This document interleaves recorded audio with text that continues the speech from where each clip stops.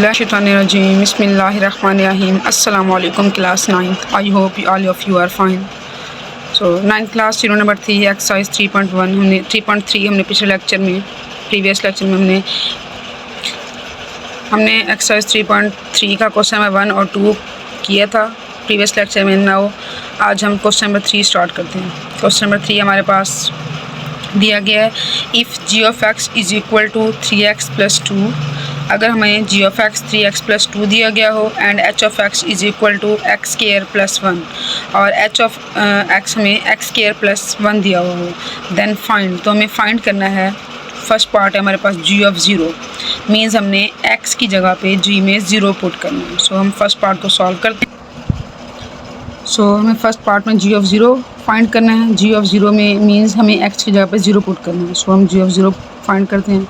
Ji of 0 equal to 3 × 0 + 2। 3x + 2 में हमने 0 put किया।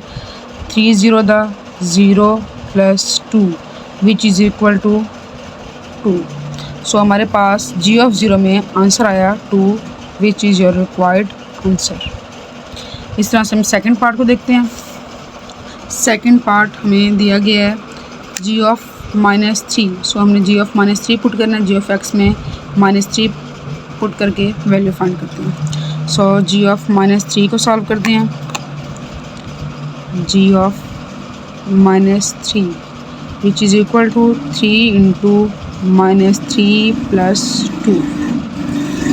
3 3 9 -9 + 2 -9 + 2 which is equal to -7, which is your required answer। इस तरह से अब हम थर्ड पार्ट को देखते हैं।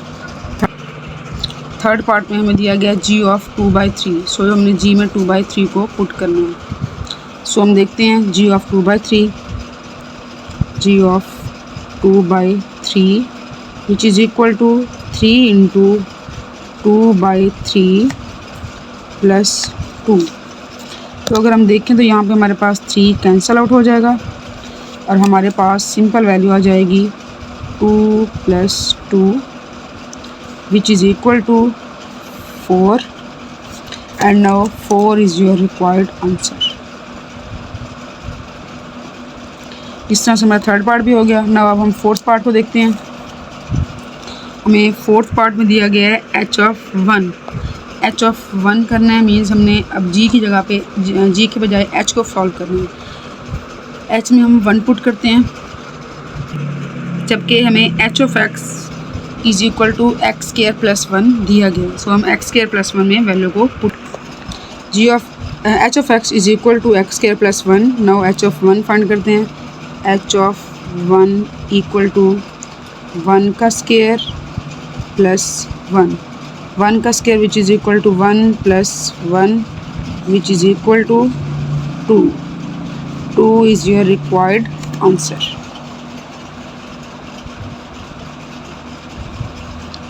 इस तरह से हम नेक्स्ट पार्ट को देखते हैं। पार्ट 5 है हमारे पास। पार्ट 5 में हमें दिया गया है H of -4। So H of -4 put करते हैं एच ऑफ एक्स में x² + 1 में। सो एच ऑफ -4 सॉल्व करते हैं। H of x is equal to x² + 1 and h of -4 equal to -4 का स्क्वायर + 1। 4 का square which is equal to 16 + 1, because minus जब होता है तो वो स्क्वायर में पॉजिटिव हो जाता है। तो 16 + 1 which is equal to 17 and 17 is your required answer. अब हम इसका नेक्स्ट पार्ट देखते हैं, पार्ट 6 को।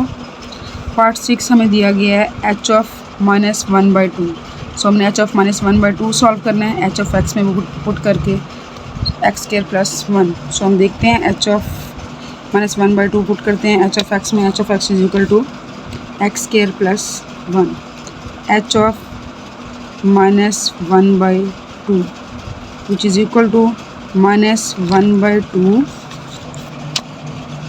-1/2 होल का square + 1 which is equal to 1/2 का square which is equal to 1 का स्केयर 1 एंड 2 का स्केयर 4 माइनस वैसे ही पॉजिटिव हो जाएगा। सो हमारे पास आएगा 1/4 प्लस 1। सो जब हम इसका एलसीएम लेते हैं 1/4 प्लस 1 का तो हमारे पास आता है 4 इंटू, जब हम एलसीएम लेंगे तो ये हमारे पास आएगा 1 plus 4 1 the 4 4 plus 1 which is equal to 5/4 which is required answer.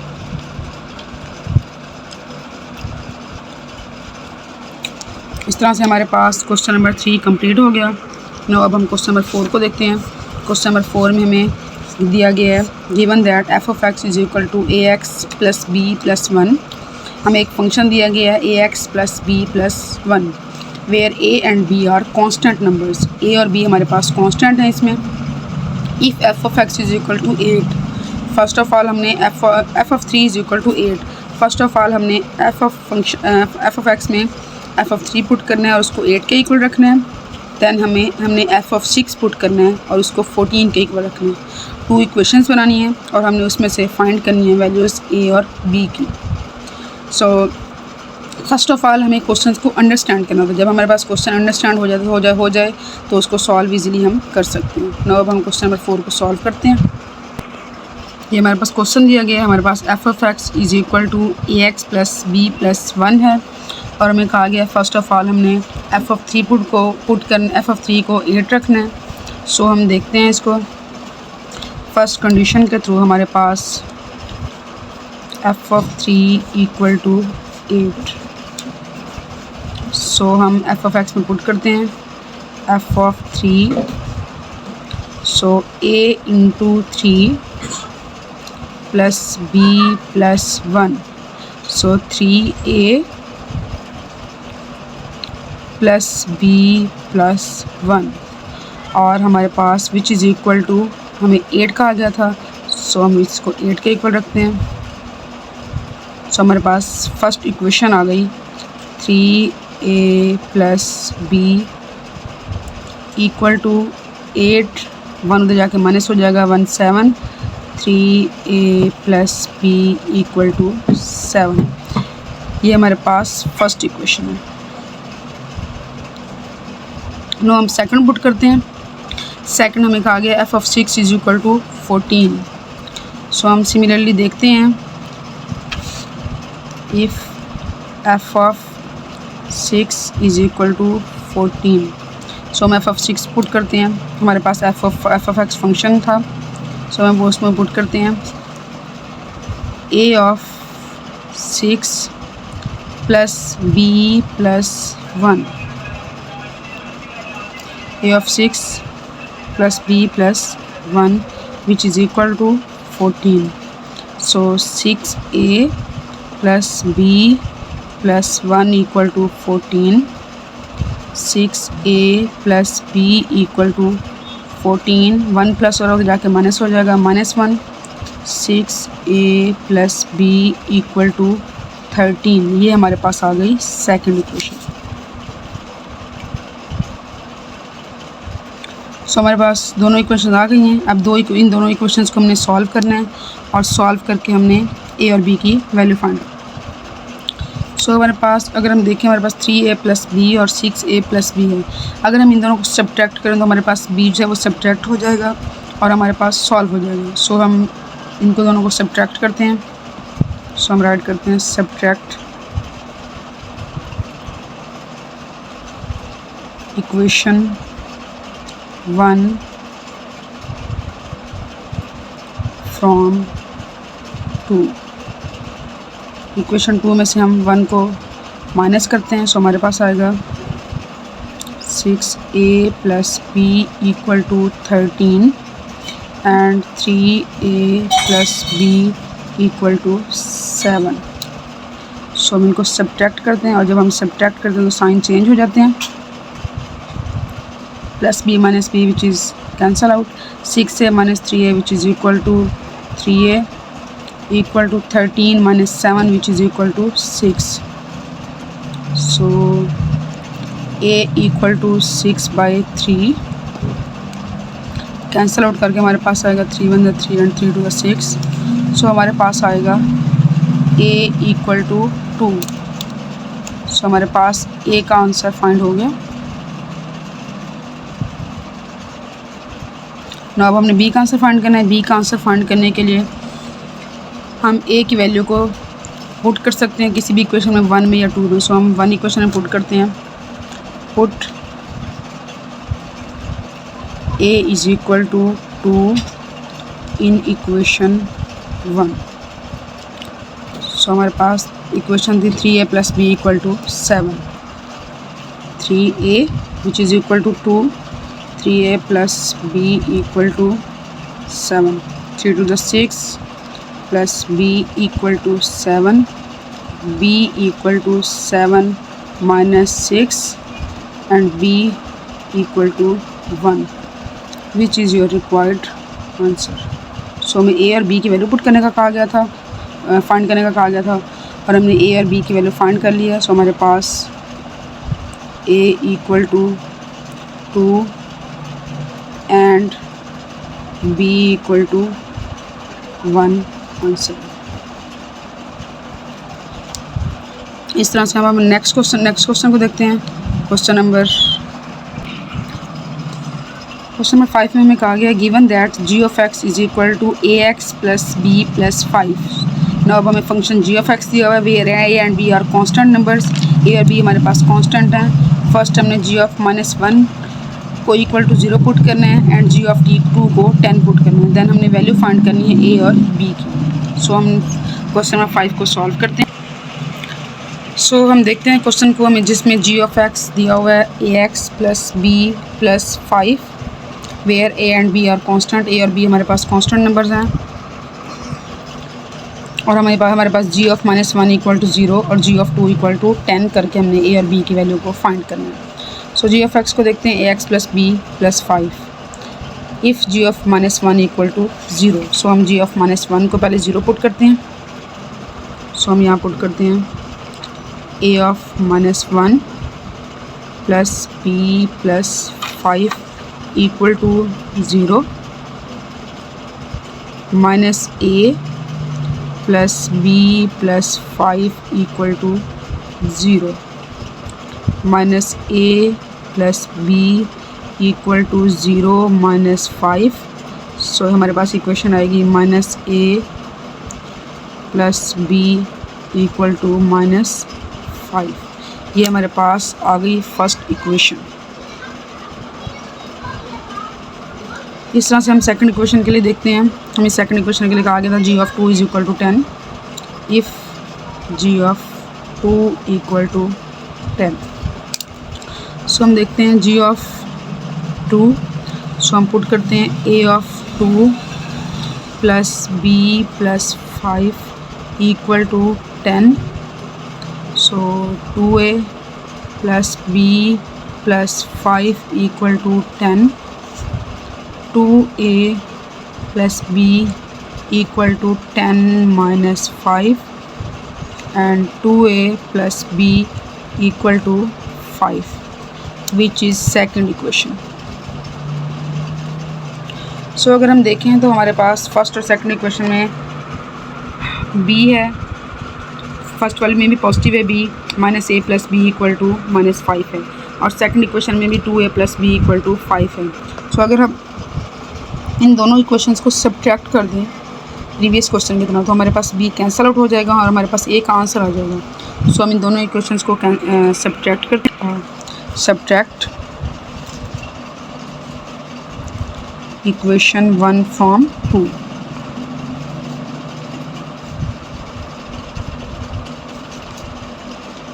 सो हमारे पास 2a + b = 5 and -a + b = -5।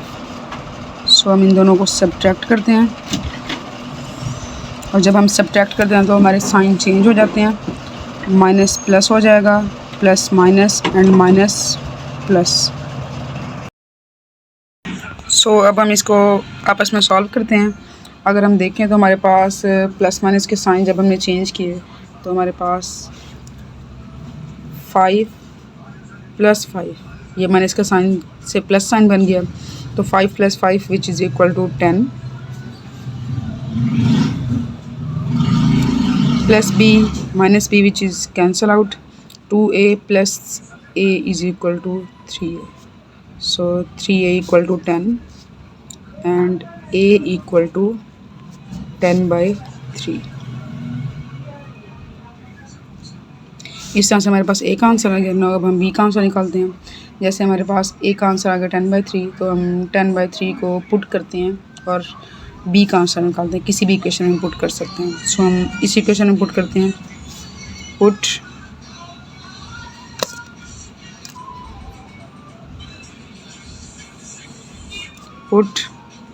a equal to 10/3 in equation 2 equation में पुट करते हैं। a is equal to 10/3। So हम a की वैल्यू जो हमारे पास 10/3 आई थी उसको पुट करते हैं इक्वेशन 2 में।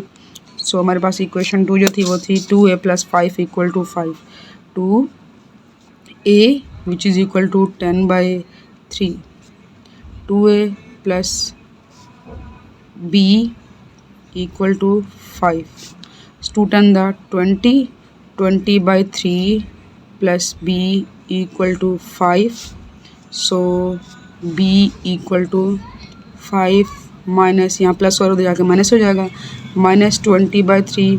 तो जब हम इनका एलसीएम लेंगे ये हमारे पास आएगा 3 5 15 -20 विच इज़ इक्वल टू -5/3। सो हमारे पास जब b का आंसर आया तो b का आंसर आ गया -5/3। हमें a और b का आंसर फाइंड करने के लिए कहा गया था। सो हमारे पास आंसर है 10/3 which is equal to a and b equal to -5/3 which is required answer.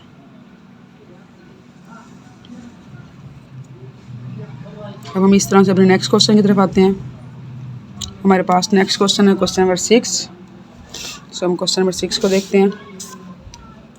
Consider the function defined by f(x) is equal to 5x + 1।